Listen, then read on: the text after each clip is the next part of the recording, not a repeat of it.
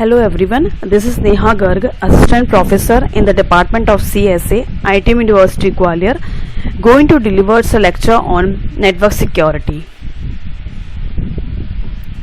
Today we will discuss the malicious codes, what are the malicious codes and what are the types of the malicious codes, specific attacks, and at last introduction of cryptography. Right. So these are the outlines of the today's lectures. That is malicious codes. We have viruses, worms, and Trojan horses. Then we'll discuss some specific attacks, which includes packet sniffing, phishing attack, and farming. Right. Next, we discussed introduction to the cryptography. Right. So now, if we are talking about the malicious code, so first of all, we have to know that what is this malicious code, right? So malicious codes, as the name says, that it is a code.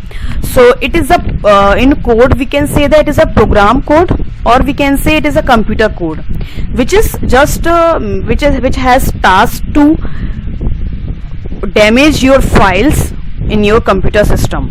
So this malicious code is a harmful computer code or computer program which is specifically designed to potential damage your files in the computing systems, right? So it's a type, or we can say it is a type of threat that may not be blocked by antivirus software on its own. So it's a main task that how to prevent this one, because it may not be blocked by antivirus software.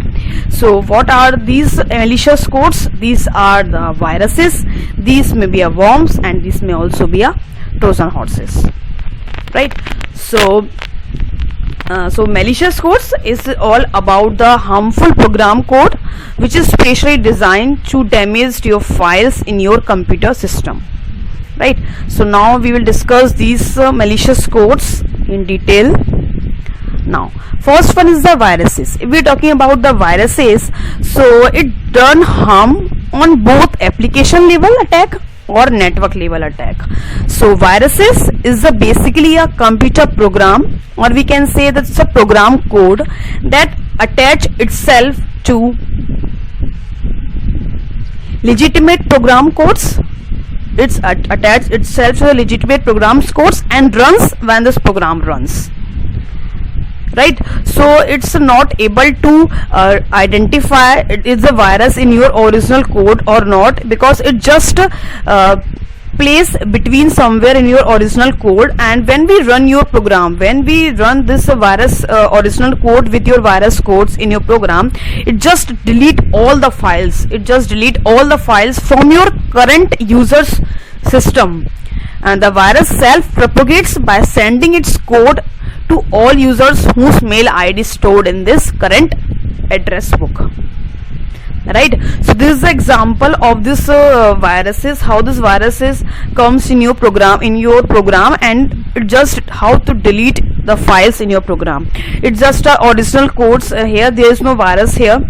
Is some print and end. Now this is a virus code. This is a copy. Is a virus code is somewhere placed in between in your original code. So this code is called as original code plus virus codes. So when we just run this program or run this code in your system, it just delete all the files from your current user PCs, right? And it just sending its code to all users whose mail ID is stored in the current address book,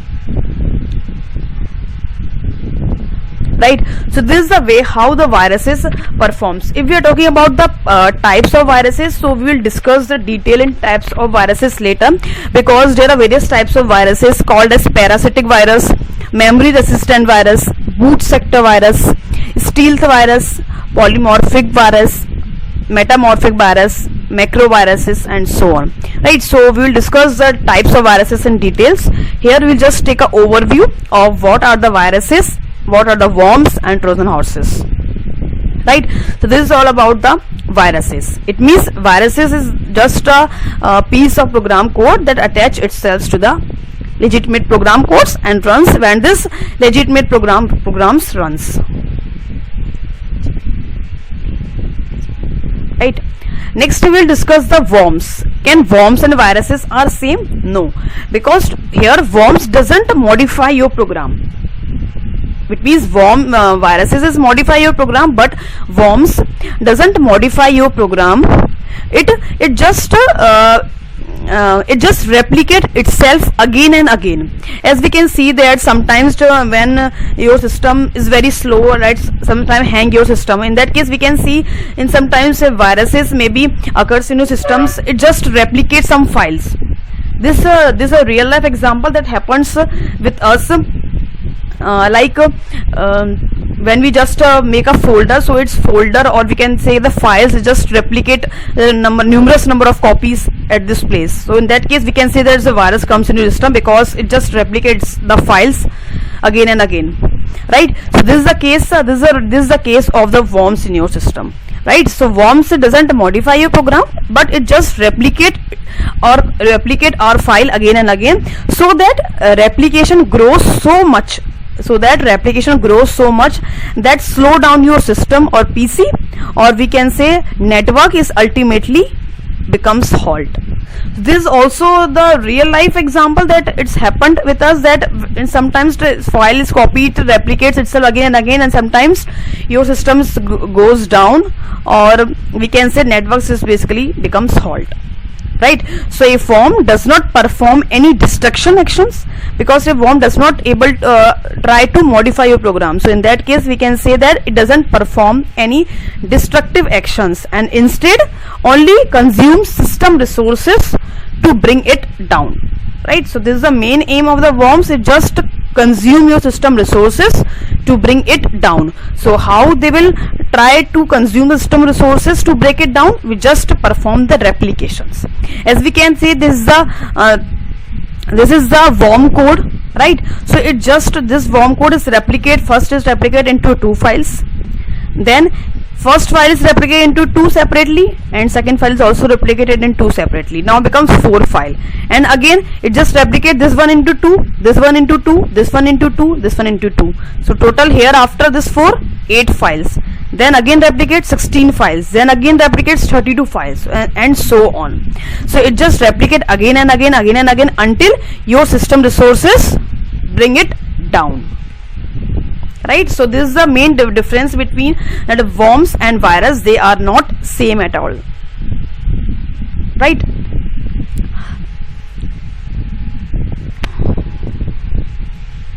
Now next we will discuss the Trojan horse.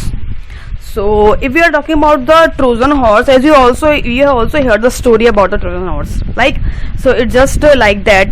It means it's a hidden piece of code. It is an hidden piece of code which attempts to reveal your confidential information to an attacker. It attempts to reveal confidential information to an attacker. So how we can say that this information is confidential? Because if someone gives you user ID and password, that you only able to access that information with your user ID and passwords. It means we can say that the person is confidential to that information because he has user ID and password for that, right? So Trojan horse is attack where you log in your program. Trojan horse attacks with unauthorized remote access to a compromised computer, and the main aim for the Trojan horses is comes in your program to infect your files, damage your system, or steal some confidential information as well. So how it will perform? Here, when user enters the user ID and passwords, Trojan horse captures these details and send it to the attacker, right? So I'm repeating again. When user enters the user ID and passwords, Trojan horse captures these details and send it to the attacker without the knowledge of this user, and this one as well. So a Trojan horse allows an attacker to obtain some confidential information about a computer or a network, right? So in general terms we can say that Trojan horse is a hidden piece of code. Why we can say hidden piece of code? Because users doesn't know, and this one, and sender and receiver doesn't know about this. So in that case we can say that it's a hidden piece of code which attempts to reveal the confidential information to a attacker, right? So this is all about the Trojan horses. Now we move on to some specific attacks. Specific attacks are not a different one, but there are some difference from the active and passive attacks. So here we have a packet sniffing, phishing attack, and third one is the farming. We can say that snooping, DNS snooping, or poisoning, right? So it has three names, and packet sniffing is also called as snooping, right? So we will discuss in detail one by one. First one is the packet sniffing. If we are talking about the packet, so what is the meaning of packet? If we are talking about the computer network, so what is a packet? So packet is when a computer exchanges the message with each other in form of small groups of data, like postal envelope. It's an example. So it's all about packet. So if we are talking about the packet with sniffing, so what is the meaning of sniffing? As we can say that if attacker simply observe, what is the meaning of sniffing is observe, monitor. So if attacker simply observe or monitor or sense your packets as they are passed through the network, right? In simple terms, what is the meaning of packet sniffing? An attacker is just not modify your packets, it just simply observe or sniff or monitor the packets as they are passed across the network, right? So a program or device that captures the information from the network traffic specific to a particular network is called as packet sniffing. So sniffing is a data interception technology. Why we can say here interception technology? Because they just it's just like a confidentiality principles, because confidentiality is also just a sense or steal your secret information but doesn't modify your information, right? So in that case we can say that sniffing is a data interception technology. So what is the objective of sniffing? What is the objective of sniffing? Is to steal, maybe steal your passwords. How we can steal your passwords? From email, web, SMB, FTP, SQL, or Telnet. Or they can steal your email text, or they can steal your files that you have transferred over the network. What are the files? Maybe email files, FTP files, anything, right? So this is the case of the packet sniffing. It's just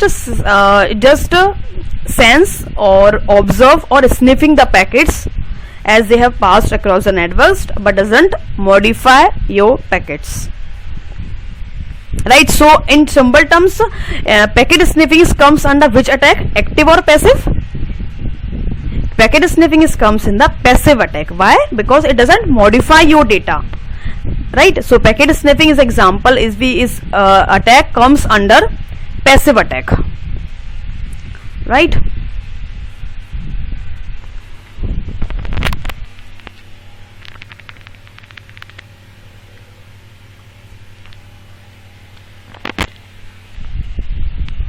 This is the diagram. We can say that here's a host and host A and host B, and there's a router. Where is the router? Because the packet to be transferred over the networks. As we can see, there's an attacker which just symbol represent it, just observe or sniff your packets which is passed over the network from host A to host B, right? This is a simple example.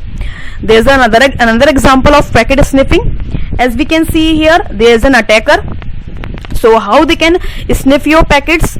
How they can what information they have want to steal? Maybe telnet passwords from the email traffic, web traffic, chat sessions. They can also hack your or steal information from the chat sessions, FTP passwords, router configurations, DNS traffic, right? So by passing a packet sniffer or a network in compromise mode, an attacker can capture and analyze all the network traffic, right? So a packet sniffer can only capture the information within a given subnet. Usually any laptop can plug into the network and gain access to the networks. It's a normal terms, right? So because many enterprises switch ports are already opened, right? So this is the way how the attacker sniff your packets over the network. Right? Now, next one is the phishing attack. So phishing attacks is different from this packet sniffing attack. It's very interesting that we have already faced this attacks in, I think every person have faced this attacks in your email right? So what is the meaning of phishing attack? As we know that large number of losses due to this phishing attack, because in here attacker just make the fake websites which look real, because we can easily make the look and feel as the original websites using the various techniques like HTML, CSS, JavaScript, right? So phishing attack is all about the attacker create the fake websites. So phishing attack is used to steal the personal information over the network. How? User ID, passwords, credit card number and PIN. Right? Like as we can take an example, like sometimes we have received an email like you have to win a lottery, so just click on this link to win a lottery of some rupees. So when the user enter on it, so when just enter the link and just maybe attackers hack your data in that way. Or we can say that sometimes the emails comes which is the fake, like you have to change your SBI username and passwords so that attacker doesn't hack your passwords. So it's just already a fake email. So when a user doesn't know about this the fake mail, so the user just enter on this website, so and this a fake website which just look and feels as the real website. So when the attacker entered in the fake website's username and passwords, so it just hack your username and passwords and it just directly hack your all the data and all the amounts as well, right? So this is a case of phishing attacks and we have to face in your daily life. Then attacker is basically send an email to users having an account in bank, that users feels that mail comes from bank, but the mail actually come from the attacker. So attacker is basically suggests that user click on some URL which attacker gives in mail, and after that user enters the confidential information in that mail like user ID, password, PIN, right? So but actually the attackers takes your passwords, PIN to access your bank real site and perform transactions, right? This is all about the phishing attack. Phishing attack is basically attack by using the email ID. Attacker is basically send you these fake emails on your ID, right? So as we can see, this is the example. Here's the attacker just send the email. Attacker or hacker creates the fake websites and send the link of the website to the user on his mail ID, right? So when the user enters or open the link provided by the hacker, its user starts receiving the information from the fake websites. So we have to check that others is fake and fake websites, because it's a feel or it's a totally looking wise same as the original website, because we can easily create the fake websites using the various HTML, CSS and JavaScript technique, right? So now how we can tackle these type of attack? Can we tackle these attacks? Yes, we can tackle from these type of attacks. So what are the techniques that we have used? First technique is the link manipulation. In this technique, hackers manipulate the links in such a manner that it's difficult for user to identify whether a space is served from current website or fake websites. So how these such techniques are? First one is the misspelled URL, right? Sometimes they just use a URL. Here we can see that there is a O, but in the original website is O. So sometimes user doesn't identify that it's a fake mail, fake URL or the original URL, right? This is the first case that the attacker can do. Second is the subdomain. Sometimes attackers use the subdomains, that is http www sometimes bankname.com .example.com, right? So this is the case of the subdomain. This example here is represent is a subdomain, right? So we can also identify this one when you are checking it's a fake mail or original mail, right? Third one is the using @ sometimes they are using @ that is www.google.com, and in that place between they are using @. So this is the techniques for manipulating the link, right? This is the first technique. Second technique is the website forgery. In this technique, hackers alter the address bar. How they can alter the address bar? Sometimes they hide your address bar. Sometimes they hide the address bar so the user doesn't identify. And sometimes they alter the contents of the address bar using a script, because we can use the scripting very easily to alter the contents of the address bar. And sometimes they are putting the images with the legitimate users over address bar, right? So these are the techniques too. Then how to identify the fake or real websites. So these are the two identifiers you have to keep in mind when you have received some types of mails like once a lottery or just change the SBI username and password. So we have to take a serious actions until if we have a serious mails like that. So then it's a better solution. You have to go to the bank directly instead of done or change your passwords by just the mail came on your mail ID, right? So these all about the phishing attack. Next one is the farming attack. Farming attack is also called as DNS spoofing.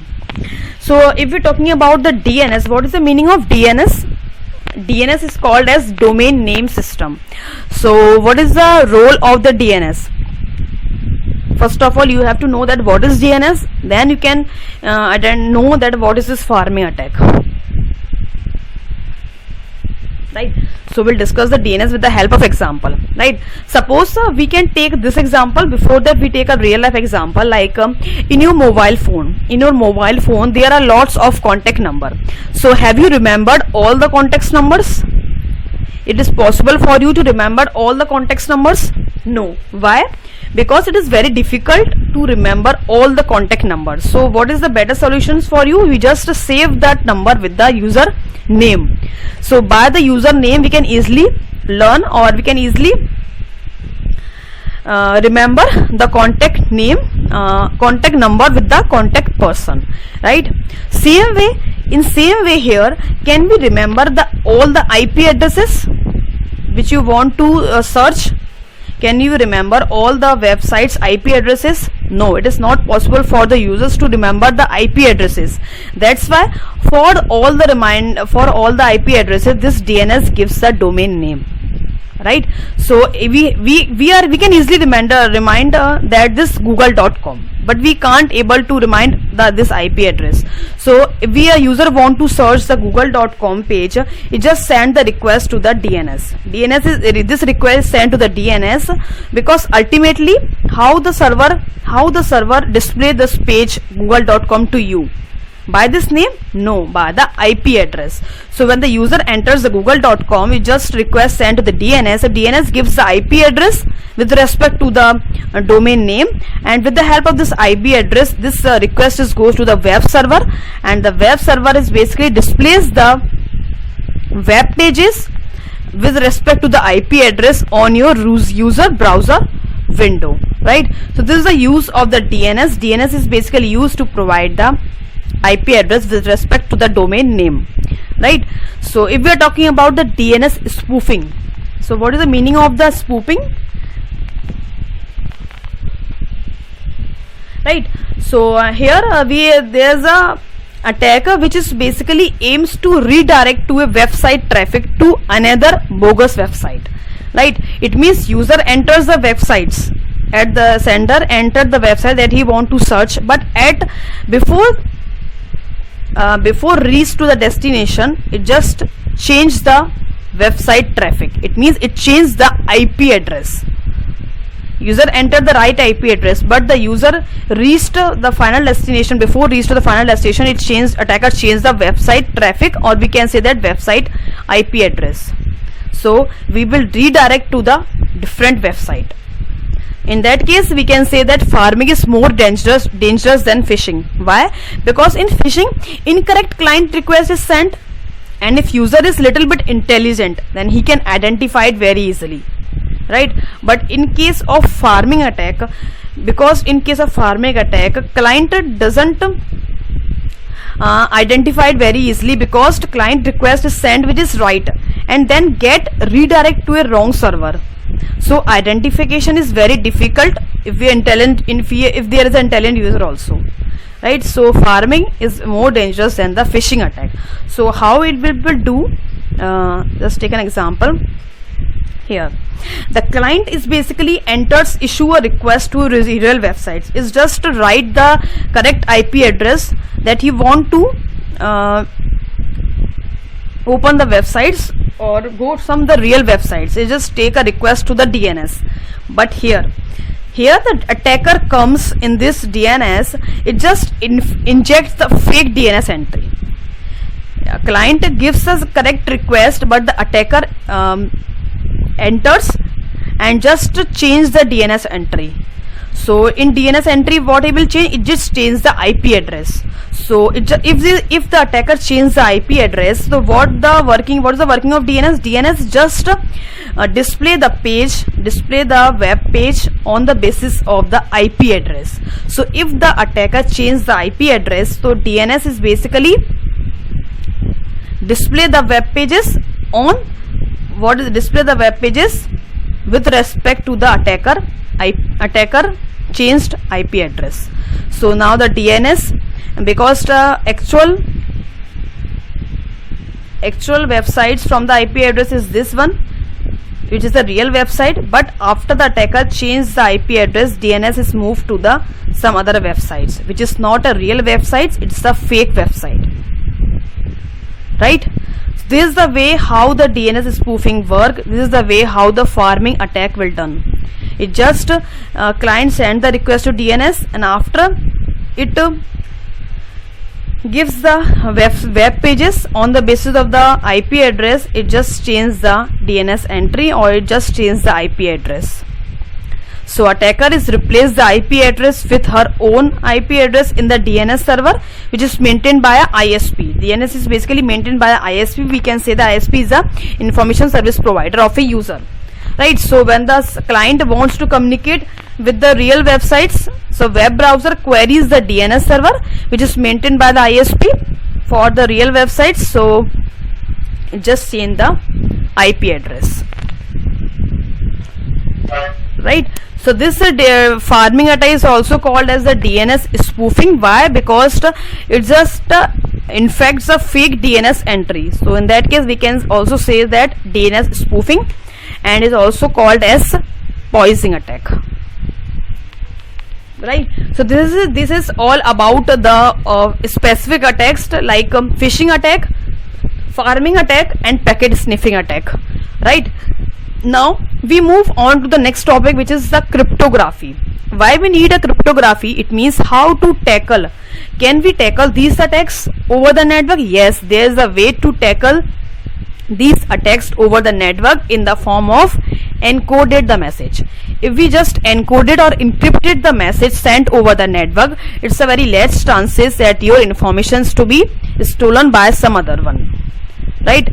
Because we can't say that with the help of this methods or with the help of this cryptography, we can't still say that your network or your information is 100% secure, because we can use any number of techniques, any number of technologies, still we can't able to say that our network system or our information is 100% secure over the networks.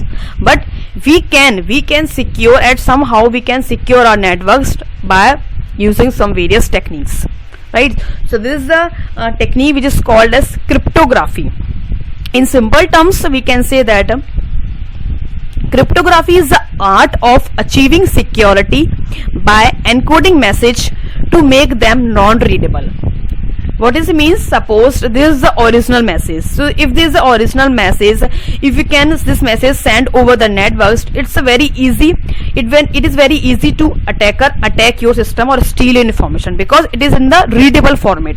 So everyone can easily identify or detect your secret information or confidential information over the network. But if you are this message sent over the network in encoded form, so that it will be unreadable, so it's a very less chance that your information will be stolen, right?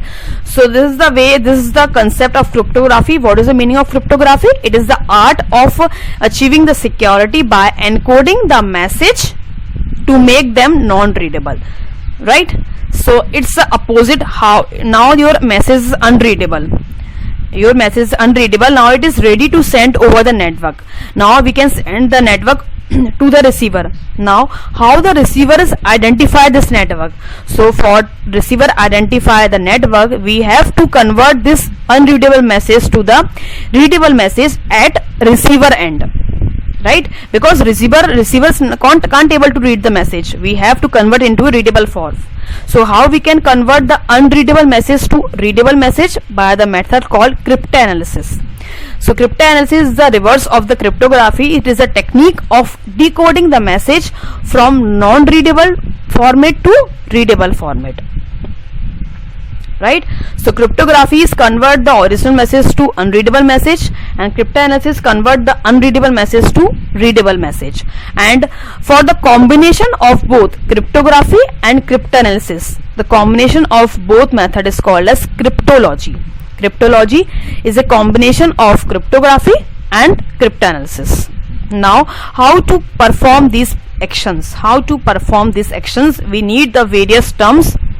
We discuss one by one: plain text and ciphertext.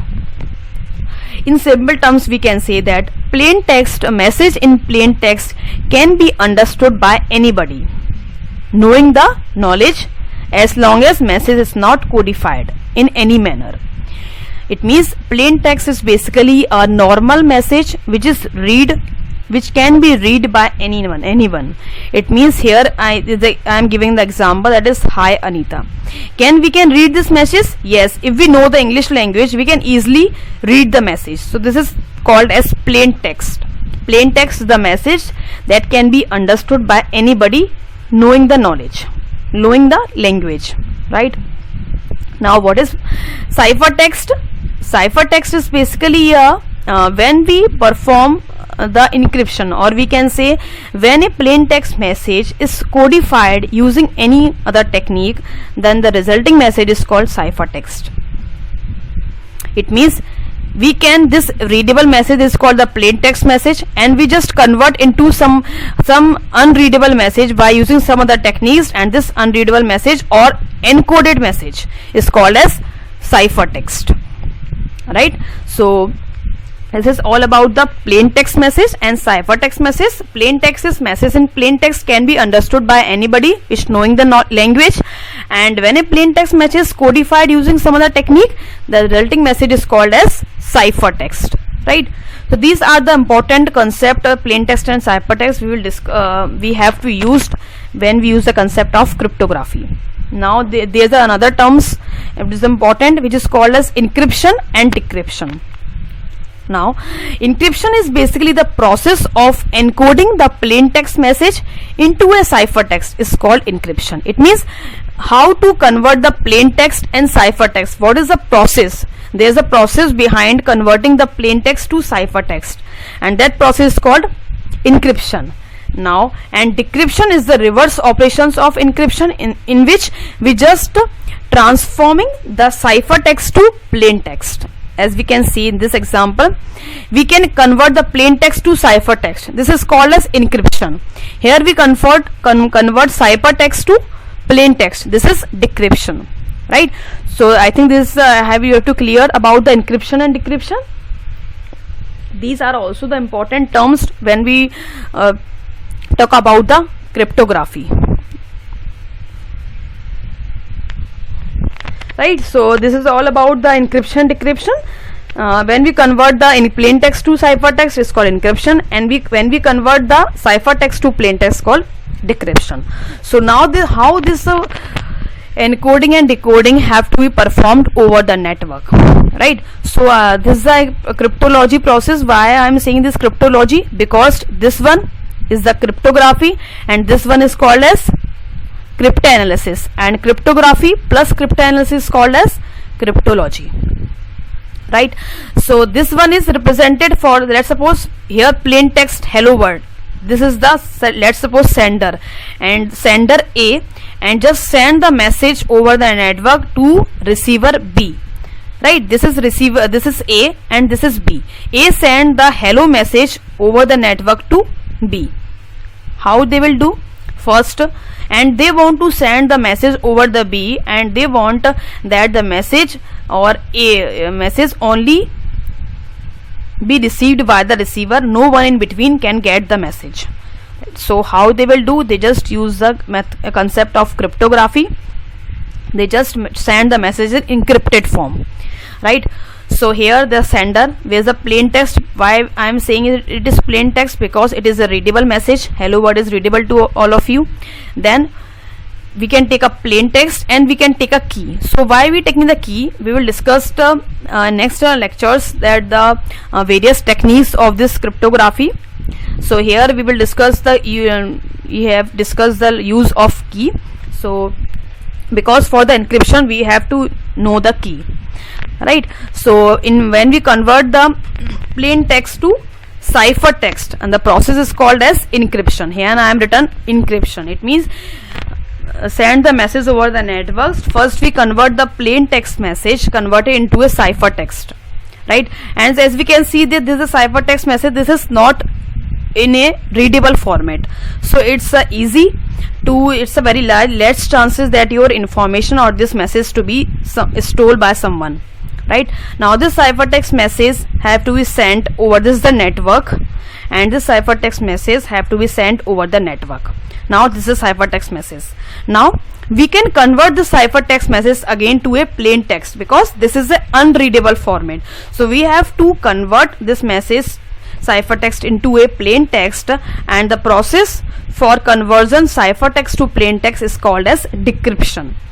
Here for decryption we again know a key for decrypting the message. So here ciphertext we have no, plus we have no the key. Now we can convert the ciphertext with the help of key into a plain text, and the process for the converting the ciphertext to plain text is called as decryption, right? And the plain text message have to be received by the receiver at the receiver side, right? So this is the process, this is the way how to send the sensitive or confidential information over the network by taking the concept of cryptography, right? If we are using this concept, it means if you are not directly send the message, it is not directly send the plain text message over the networks. If we are using the coding techniques, or send the message in coded form, or we can say in encoded form, so it's a very less chances that someone attack your data or someone steal your confidential information over the network, right? So this is all about the concept of the cryptography. We have discussed the main terms that we have know before to move on the techniques of the cryptography. We have to know that what is the meaning of cryptography, what is the meaning of cryptanalysis, what is cryptology. These three are similar to each other, or we can say that these are when we combine the cryptography and cryptanalysis, cryptology will be generated, right? And we have also know the concept of what is a plain text, what is the ciphertext, what is the encryption and decryption. So plain text and ciphertext have to be clear, and the process of this converting to plain text to ciphertext and ciphertext to plain text by using encryption and decryption. And this is the process and how we perform these actions for converting your plain text to ciphertext, and ciphertext to plain text over the network, over the secure network, right? So I think we have discussed all the principles, we have discussed all the attacks, and we have also discussed the basic concepts of the cryptography, right? So if we have all the concept, now in next lectures we will discuss the various techniques that how we can perform this encryption and decryption, how we can perform this plain text, ciphertext, and ciphertext to plain text operations over the networks, because there are various methods are there in this network security, like substitution techniques and transposition techniques. There are various substitution techniques. With the help of this we can perform the encryption and decryption, right? Because there is no only one predefined way to perform the encryption and decryption. There are lots of methods. We have taken any number of methods, depend on our needs. According to the users, we can take any number of methods, because in substitution techniques there are various methods like Caesar cipher, Playfair cipher, Hill cipher, polygram cipher, polyalphabetic cipher. There are lots of methods we will discuss from the next lectures in detail. And there's also the transposition techniques are also there for to performing the encryption and decryption, right? So now from next lecture we will discuss the techniques of the cryptography, right? So these are the references. You can go to refer these books, right? Thank you.